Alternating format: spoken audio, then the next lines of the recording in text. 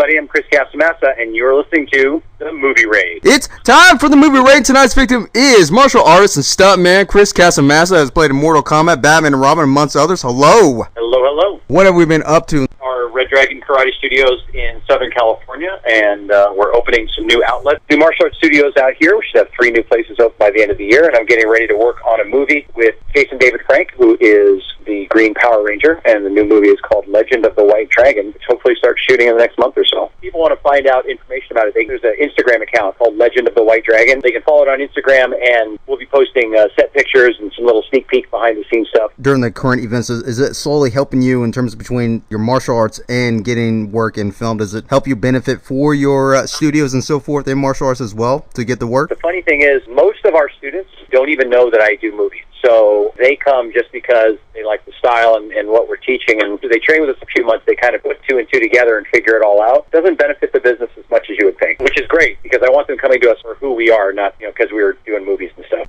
We pivoted very early into the online world, and one of the cool things I like about our company is we really embrace new technology very fast, where a lot of other companies are very reluctant to do that. So in March, when the first shutdowns happened, we spent literally 7 days straight diving in and learning everything about Zoom and the online platform, so that in 7 days we're actually able to convert a completely in-person business to a completely online business. And that really saved a lot of our studios a lot of financial grief because of our quick ability to pivot. It's just about learning how to leverage the platform, and that's disconnect that a lot of, especially martial arts business owners, don't have, is they don't understand how to use Facebook and or Instagram to generate money without spending any money on it, because you, me, and most people in the world today literally have a TV studio in their pocket. The cameras and the technology that are on today's mobile phones are more powerful than the cameras that they were using to run ABC, CBS, NBC just 20 years ago. And now you've got virtual platforms like Facebook, Instagram, Reels, Vimeo, YouTube, where you can launch your own show, your own TV show for free. They don't charge you to do any of that. So if you understand the technology and you're willing to dive in and learn, then you can do pretty well as long as you stay consistent. When using martial arts, like especially when you get offered work in a martial arts type of related film, the value of the martial arts between the actual martial arts deprecated in film, martial arts world, do you think it can be infringed on character as that artist, or do you think it's actually enhancing better in film today? I think any time they showcase martial arts in film, it's a win for the martial arts industry because it just continues to make it more and more popular. I mean, even if you look at the Avengers in the Marvel franchise, every one of those superheroes somehow magically has martial arts ability. So they understand thematically and cinematically that having a superhero be able to do martial arts moves makes a lot more sense and is visually way more entertaining than just relying on individual superpower. There are some people out there that get a little bit more in depth, though, in terms of like, well, that wouldn't be done with that move, or that wouldn't be done. There's some that may feel like they're an expert in that area, or people that just think that would be unrealistic. It was actually done in reality, and some people actually perform that on camera and say, this is how it's actually supposed to be done, and so forth. Yeah, well, I would just say that those people are confused, right? Here's the thing. Movies aren't real, and they do not portray real life ever, unless it's a documentary. Other than that, they're going to do what looks good on camera and what an audience is going to respond to. Will it work in real life? Most of the time, probably not. So there's a practical side that any real martial artist understands and knows intuitively, like this is just for camera. And even for me, when I'm filming, I have to change how I do my moves, because doing a real martial arts move on camera doesn't work. In other words, the camera doesn't pick it up, and it reads, even if I'm hitting them, it reads as a miss. So I have to intentionally throw moves wider and farther away than I normally would, because the camera doesn't read depth.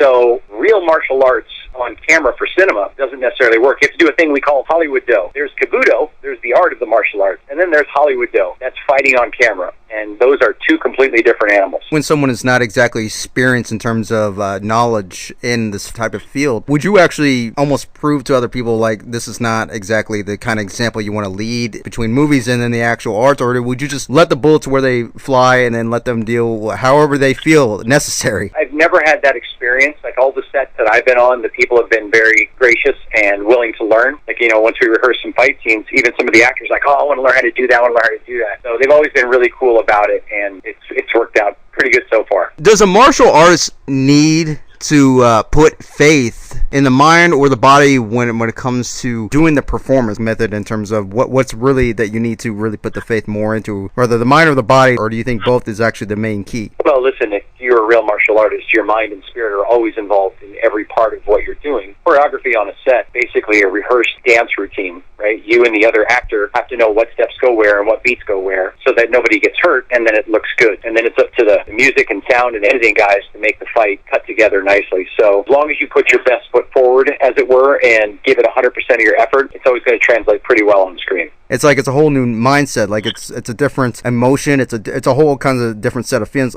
as if you were acting, but now you're doing different kind of moveset in a similar way, but in a different tone or a different style, or sometimes you got to mix it. I mean, there's all kinds of things going on, and having to portray that. And sometimes you might have to focus just the moves and not really think about it at all in terms of mind. Right. That's called mushin, which means no mind.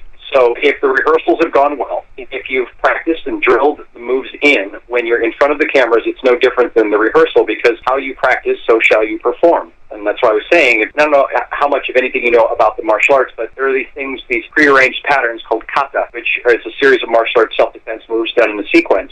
So if you have experience doing that, then learning a fight scene really is just putting a live person in front of you to perform the same routine that you've done a million times. So it makes it fairly easy. The only hard part, like I said, is having to adjust the real moves to the Hollywood moves as you make the different hits on each other. And there are some martial arts, or at least some of them are just kind of part-time, not exactly maybe well-experienced martial arts, at least as in terms of actual performance, but doable, and they, quote, sellable on the screen just to make the money as compared to real artists. And do you think there's more or less of those out there right now just to get in the work, or do you think this is becoming more and more presentable as martial arts in that realm on both worlds? Well, I've been very fortunate to work on sets that only had professionals on them, so probably there are people that are just breaking into the business or haven't had that much experience in the martial arts, but everybody's got to start somewhere, right? You don't start at the top. You start at the bottom and you work your way up. But that's how you kind of go through that process and learn to become better. But deprecating the martial arts in film, do you think that's more of a good example showing to potential new students to actually learn from you outside of that by watching them on screen, or do you think it can transfer into something a little bit more in-depth and just a learning experience on its own, and they don't really have to actually enter a dojo or anything like that? No. You're not going to get a real martial arts experience on a movie set. It's like if you were watching professional wrestling, obviously, people are wanting to go learn how to do moves and so forth like that, but they try to find some kind of place where they can learn the exact moves, and sometimes that mentality doesn't really fit the same way, because obviously they're going to be disappointed. It's like, no, this is not how you do this way or that way. If you really want to learn it, probably not going to have to watch the movies. I mean, you can enjoy the storyline, but in a way, you're going to have to ignore the fighting sequence if you're really wanting to learn that. Yeah, that's true. Like, if you want to learn martial arts,